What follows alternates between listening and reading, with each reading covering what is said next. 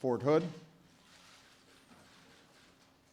Binghamton, Aurora, Oak Creek, Newtown, the Navy Yard, Santa Barbara, Okay, what's going on at 10 Dickinson Drive? Charleston, Sounds like there are gunshots in the hallway. I'm a teacher San in the Bernardino. school. Okay, where are you in the school right now? I'm in the school. Too many.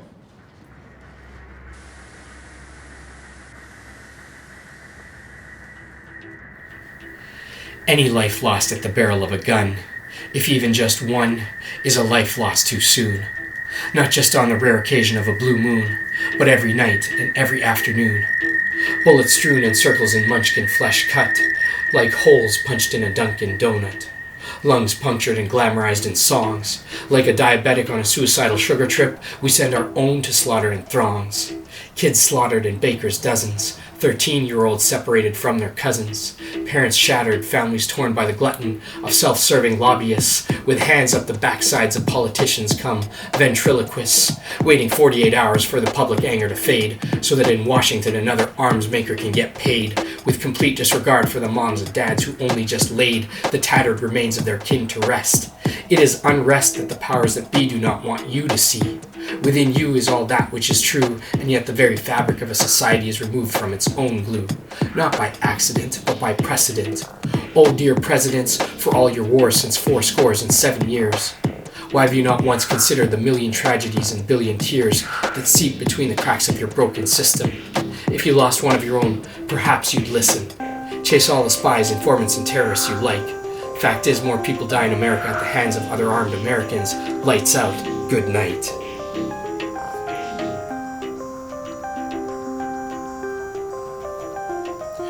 For 15 seconds of media fame, death is showered down on 15 men. The attention always on the killer and not the victims. What of the children who end up in endless cycles of a broken foster care system?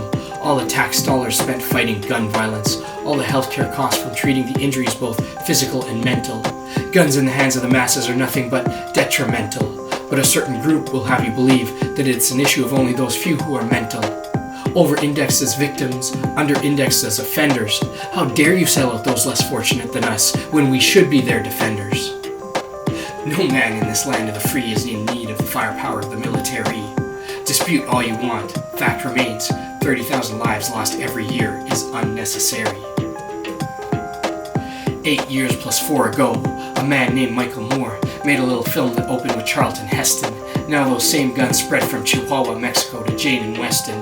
My city, T.O, imports your recklessness, while 40,000 Mexicans have bled in their own helplessness. NAFTA, at its finest, the export of death to both sides of your borders. Over his cold, dead hands he proclaimed, since then thousands of others have been killed, injured, and maimed.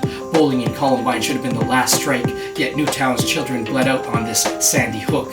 Virginia Tech, heck, even Fort Hood, what good has come from this daily shootout-hungry system? If you blinked for a moment, you'd probably miss them. Like Aurora's Joker, some men just like to watch the world burn. Oak Creek's temple took another darker turn. Domestic misguided racial angst combined with a gun, tearing through turbans and threads. In a place where peaceful folk give thanks for life, one man reigns death.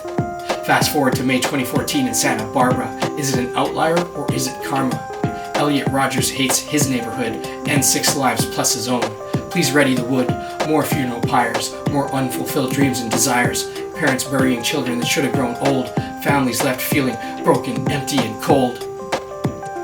Now let us rewind and let me remind. I mentioned Charlton Heston, then on June 20th, 2015, a 21-year-old man filled with generations of hate and a master plan of restoring the Deep South's Confederate, walks in at 6, sits down at 7, begins shooting at 8, and then dies at the end of a 9. Takes innocent black lives from their mamas, a former senator, a friend of your own President Obama's.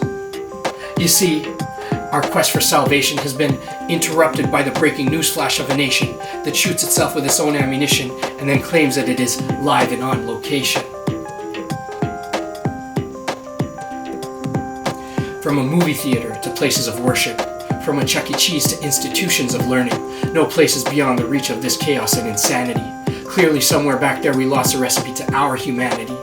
Add 2 parts apathy and 1 part ignorance, mix in 9mm and 1 part vengeance, blend for 15 minutes of fame, and then blame the blood on video games and immigrants. To deliver this secret blend of 11 herbs and spices, consider not one, but all of the above devices that season this recipe.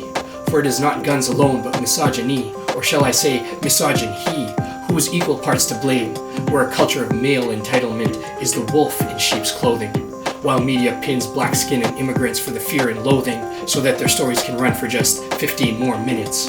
For the system is always looking for fresh meat, lies and deceit. Sell me a gun for my self-defense. No background checks, please, though, but I'd like a receipt. In the refusal to learn, you burn your kin under a scorching sun. You show future generations that power and desperation, mixed with some manufactured paranoia and a well-balanced gun. Hip-hop and common sense have been hijacked. Generations of victims who deserve their lives back. Tupac spoke of changes, his life ended rat-tat-tat. Hey, I guess it's just the way it is.